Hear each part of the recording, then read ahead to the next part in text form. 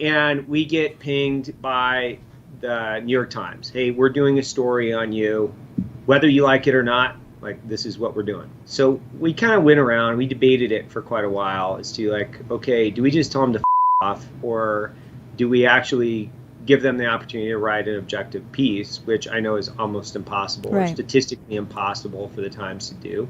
And that, for instance, he had every right to defend himself in that circumstance. I don't know how the legal system is going to push left or right. I don't know what was happening before, and I honestly don't know what's after, but I do know. They were out of nowhere. They decided to ask you about racism, and you said, oh, this racism expletive really, blanks me off. I don't like, you were talking about the racist that you don't like. And then, of course, because the left wants to characterize all the right as being racist, that's how it was interpreted. Your thoughts? Yeah, so the context of that conversation was about the direct attacks that the company had from last year that was representative against, or from racists and anti-Semites. We were the recipient of an attack against a very organized group of anti-Semites because of my last name. And we were discussing racist and anti-Semite remarks in that portion of our society. So my quotes are taken directly from, this is what I was referring to, the attacks, the inboxes being flooded, the doxing, the death threats. That's what I was saying. I was saying, this is the worst of our society. All right, guys. So today we're talking about Black Rifle Coffee Company in a case study on how to kill your brand, right? Because that's essentially what happened to them. And if you guys don't know who the Black Rifle Coffee Company is, they are a coffee company that was founded by veterans Matt Best and Evan Hoffner, along with Gerard Taylor, in which they've essentially made a name for themselves by creating a brand that's more geared towards conservative, right? I mean, they call themselves Black Rifle. Okay, they use a lot of conservative symbols, a lot of conservative type branding. They're very veteran focused. Okay, they support a lot of veteran causes. Okay, they promise to employ a lot of vets.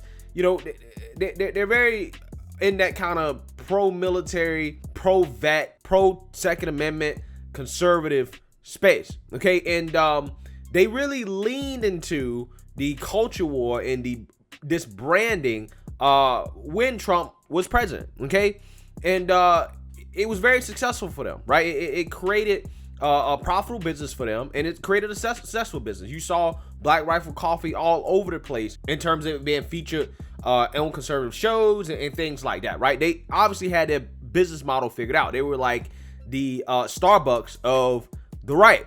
However, it seems like that may come tumbling down as they gave some comments in a New York Times interview that really pissed a lot of people off, because a lot of people are saying that they have turned their back on their core customer base, right? And this all kind of started a little bit before this interview with Kyle Rittenhouse, right? That's kind of where it started, in which the left hates him a lot, right? And Kyle Rittenhouse was seen wearing a Black Rifle Coffee Company shirt. Now, a lot of left-wing outlets started running articles like, oh, are they sponsoring Kyle Rittenhouse, right? Are they supporting Kyle Rittenhouse? Do they support Kyle Rittenhouse, right? And this is what the left does in order to smear companies, right? And to try to make companies take political positions. But hey, I mean, Black Rifle Coffee Company kind of leaned into this.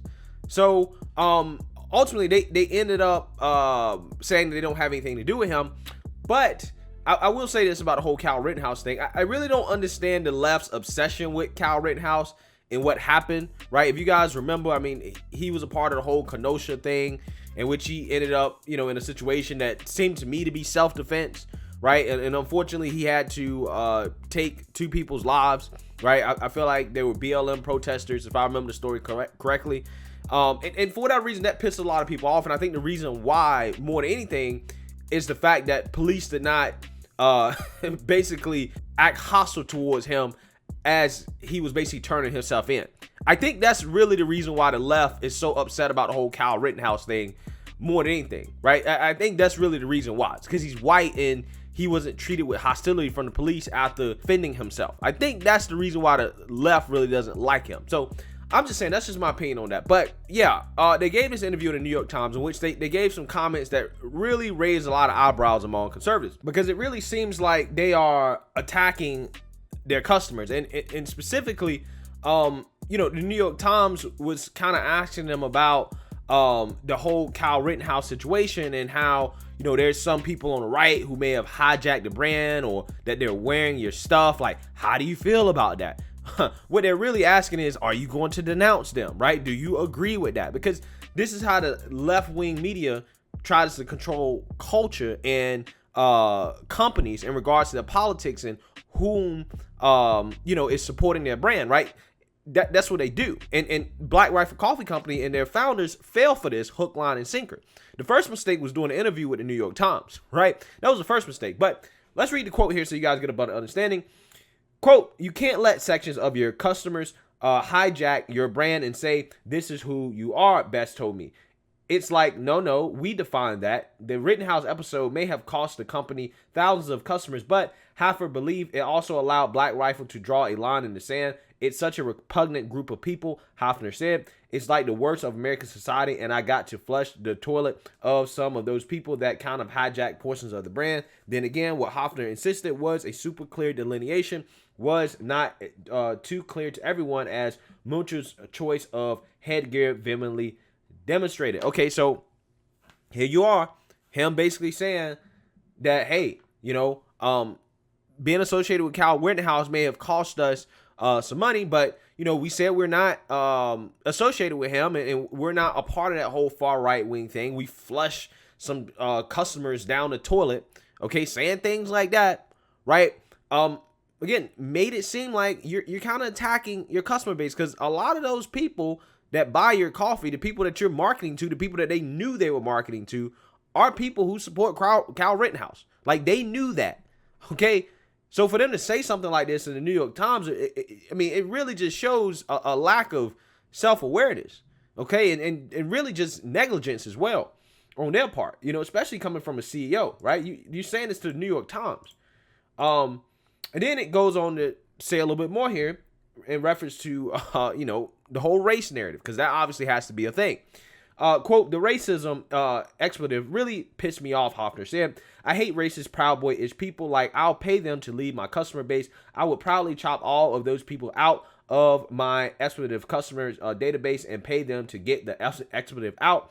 If that was the case, I asked, had Black Rifle, which sells a thin blue line coffee, considered changing the name of its Beyond Black Coffee, a dark roast it sold for years, to Beyond Black Lives Matter? Surely that would alienate the races populating its customer base." Okay, so here you are, basically having these founders of this company that essentially, it sounds like they're calling their customer base racist, that, hey, we have racist in our customer base, right? And we want those people to get out. We want to cut those people off, right? And this, in my opinion, is completely unnecessary. It is totally unnecessary. You don't have to say this. You're falling into the left-wing media trap, okay? Because all you have to say is that, in response to the whole racism thing, but listen, I don't believe my customer base is racist, okay? I don't believe that. Our company, personally, we don't tolerate any type of discrimination, but, I can't control the beliefs of our customers. If they believe certain things, they just believe certain things, and that's it, right? That's up to them, right? Furthermore, there are people who are individual racists who buy all types of branding and clothing, right? They buy Walmart jeans, Nike stuff, all types of stuff. You're not going to paint those companies as endorsing racists just because some individual racist may buy their products, right? And I do believe they did say that in this New York Times interview, and they should have just kept it at that. They should have just said that, and that's it. Okay, that's all you have to say.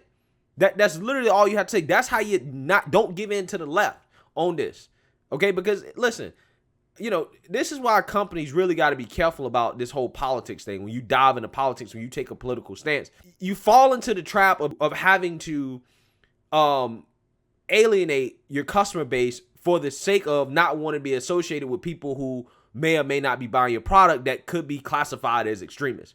And the left, right, in order to try to alienate these extremists from the rest of society, They're going to make sure that any company that is being supported by said extremists, they're going to make sure they call that company out and pressure that company to denounce those people, knowing that if that company denounced those people, that company is going to lose money, which basically would sink any right-wing company because they smear everybody on the right as extremists, racist, white supremacists. That's what they do.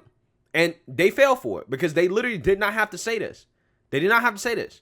Last thing you want to do is call your customer base racist when that's all the left does, especially if you know you're marketing to people that tend to be more conservative and all they do is get called racist all day. The last thing they want to be called is racist by people that claim to support them, right? That's just what it is. The mistake that they made here is that they let the left wing control the narrative. They let the left wing control how their company should be branded. They say, well, we don't want our customers to control how a company should be branded, but we'll let the left do it, right? And this quote right here from the New York Times as well is also another example how they let the left do this.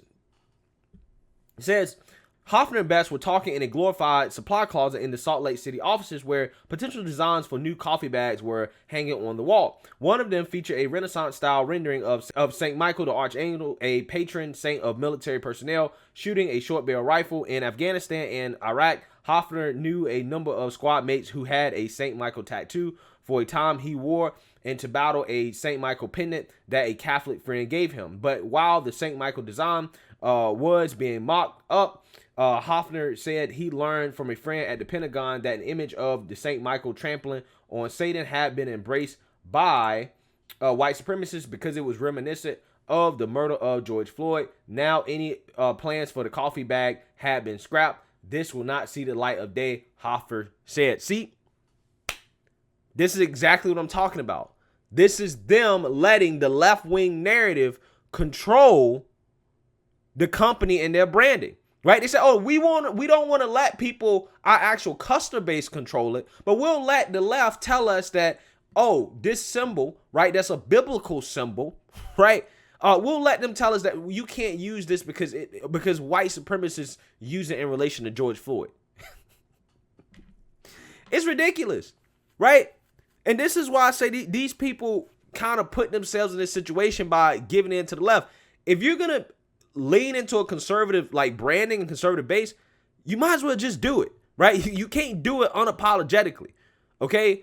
Or at the very least, you need to be upfront about what you do and do not endorse, right? And you should do that on your own platform, not let the New York Times do that for you. So yeah, I mean, these guys made a big boo-boo, right? And we'll see if they can recover from this. I don't know if they actually can, because I've seen a lot of people say they're not supporting this company anymore because they feel like they have been betrayed, right? They feel like they've been tricked.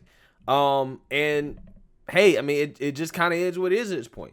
Okay, you don't go running to a left-wing outlet and give interviews like this and say stuff like this just to try to make it seem like, oh, well, we're distancing ourselves from certain people that, you know, may buy your product, right? And end up smearing those people as things that they probably are not, right? Just because you want to look good for the left. Let me know what you guys think.